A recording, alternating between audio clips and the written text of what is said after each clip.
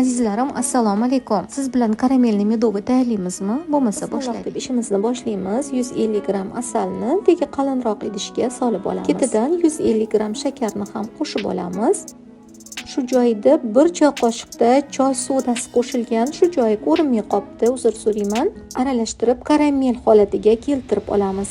Ustidan 100 gramda sariyog' qo'shamiz, aralashtirib olovni o'chiramiz.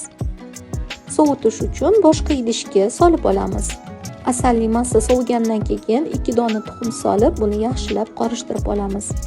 Ustidan elangan 450 gram unni solib, xuddi shunaqa holatga, ya'ni karamelli xamir holatiga keltirib olamiz. Xamir birozgina yopishqoq, elastik bo'lgani uchun perchatkadan foydalanganingiz ma'qul. Shu holatda biz salofanga o'raymiz va 20 daqiqaga xolodilnikka olib qo'yamiz. Qizajoli qo'limdagi paket rosa ham qulay ekan. Bir marotaba xamirlarni o'rab qo'yish uchun qulay bo'lgan paket magazinlardan so'rasangiz bo'ladi. Xuddi shunaqa idishda bo'ladi, ichida 100 dona bo'ladi. Bozor rastalarida salofan paket sotadigan magazinlarda bo'ladi. Endi ishimizni davom ettiramiz. 100 gram shakarni tegi qalinroq idishga solib, bir chekkadan qizarishini kutamiz. Sekinlik bilan lopatkada aralashtirib, bir xil bo'lgunicha buni kovlab turamiz. Rangi chiroyli bo'lgandan keyin 500 gram sutni, ya'ni issiqqina sutni quyib olamiz. Agar muzdek suv quyilsa, shakar qotib qoladi.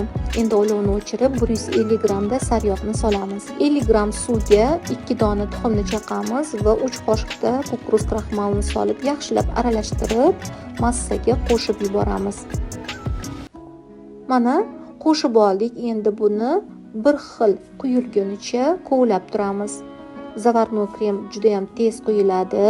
Quyilgandan keyin buni alohida idishga olib, ustini kontakt qilib yopib qo'yamiz. Shu holatda sovutib olamiz. Biroz qotgan xamirni olib, uzunchoq shaklga keltirib olamiz va 10 bo'lakka bo'lib olinadi.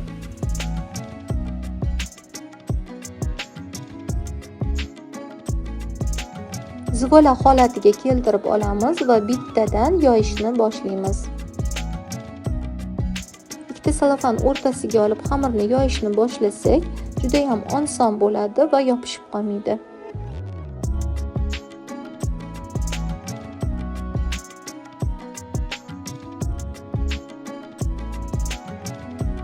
Shu holatda 20 diametrli qolipda o'lchab kesib olamiz.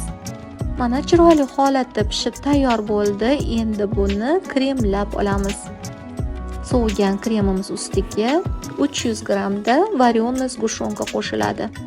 Mikserlab olamiz, ta'mi juda ham zo'r chiqadi. Qolip yordamida barcha korjlarni krem-korj qilib yig'ib olamiz. Qolipdan olib, chetidan chiqqan urvoqlarini ustiga va yonlariga yaxshilab sepib chiqamiz. Propitka bo'lishi uchun 3-4 soatga olib qo'yamiz. Mana endi sizga kesilgan holatini ham ko'rsataman. Albatta siz ham shu uslubda tayyorlab ko'ring.